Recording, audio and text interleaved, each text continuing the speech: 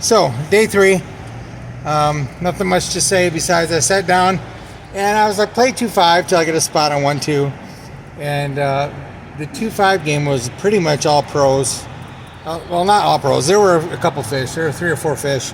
But then there were some guys that I think they were pros or they had a shit ton of money. I mean, they were just 3 betting, 4 betting, 5 betting, and we had like all kinds of silly shit. So it kind of limited like my range and what I'm going to play if I know I'm going to get 3 bet every hand. And so I started out, I mean, I did all right. I ended up turning my 400 into about 1,300. And but it was a 2-5 game, but everyone was straddling, mandatory straddle to 10 they wanted to. So I ended up, I didn't at first, but then I said, if I make it to 1,000, I said, I'll straddle. So I made it to 1,000, so I kept my word, and I straddled. They wanted everyone to straddle. But it was a 2-5, and then the guy was making it 25. It ended up turning into a bigger game. And we're just losing hands left and right. My 13 went down to 9, so I said, I'm done. Not catching anything. Lost some interesting hands where I had raised out of position in the small blind. It was limped around, which is unusual. But I raised with the pocket 10s and had like 4 callers. And flop comes queen 8-3, 2 hearts. I had 10s with a 10 of hearts. You can bet or check, but I'm out of position to 3 others, so I decided to check, which I think is fine. Just checked around. Turn is a king of hearts, so I check. A guy in early position who was like a black card guy, and he was setting up a 5,100 game coming on later, so he plays bigger. And he checked, and a guy on the button, he bet a half pot, and I didn't buy it. I'm not going to fold 10s to the 10 of hearts here. So I ended up checking. Could I have bet the turn? Maybe. But I don't know. I don't expect someone to fold the king, especially if they have a heart in their hand.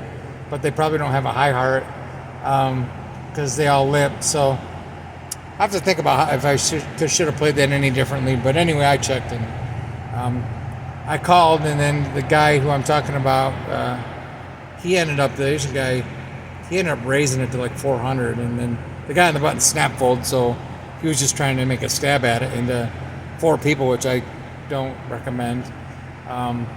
Just because people check don't mean they're going to check fold, especially with the 3 hearts out there.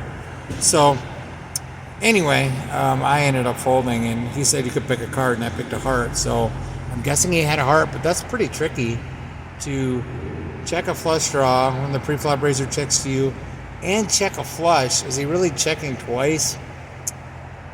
I mean, if he did, I happened to pick a heart. That's pretty tricky how he played it. Checked again, checked twice, hoping that the guy on the button would stab at it. Unless there's some collusion going on, it's kind of unusual, but who knows? I mean, they're both regulars, you never know. But anyway, I'm waiting forever for 1-2, and at this point I'm like done. I'm like, are we going to open a 1-2 team? There's 19 people on the fucking list, and there's only one 1-2 PLO table going. And since I've been sitting there, they've opened up 5 1-3 hold'em tables, 2 2-5 hold'em tables. And I said, are you going to open up a PLO table? And he says to me, no, because if we open up the PLO, it's going to break one of the other games. And I said, in the time that people have been waiting on PLO, you've opened up multiple different stakes and no limit hold'em tables. It's going to break one of the ones that you created. You're going to create another one. I mean, that no sense at all. So people are leaving that are waiting for PLO. I'm one of them. I'm heading back to Indiana, and I'd still be playing there. It's horrible. Run your room better, man. That's the kind of shit that makes people find someplace else to play, because there's 19 people on the list. So what if it's going to break one of the games that you created, since people have been waiting on the list?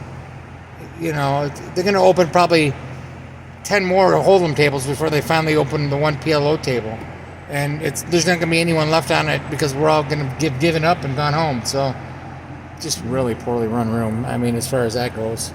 I was not impressed a couple of days here. Final review, I was not impressed with how they run the room here. There are a lot of people. There is good action. But if they don't start running the room better, that could easily change. Because there might be another, I guess I hear over out in Aurora and some places they're opening on new Boca Rooms.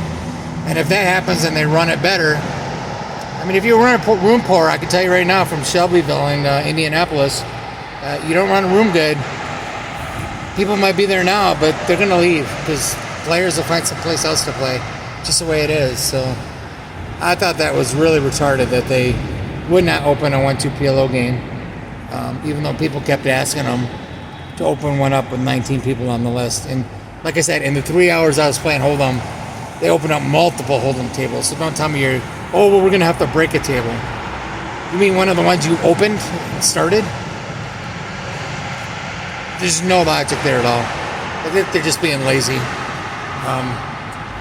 I don't know what their logic is, but anyway, I'm leaving because I'm not going to wait another 4 hours for them to open a PLO game.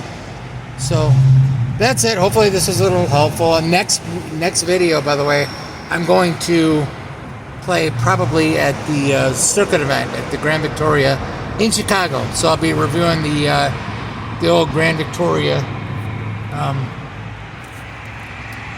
the old Grand Victoria room, and you'll be able to check that out on my video.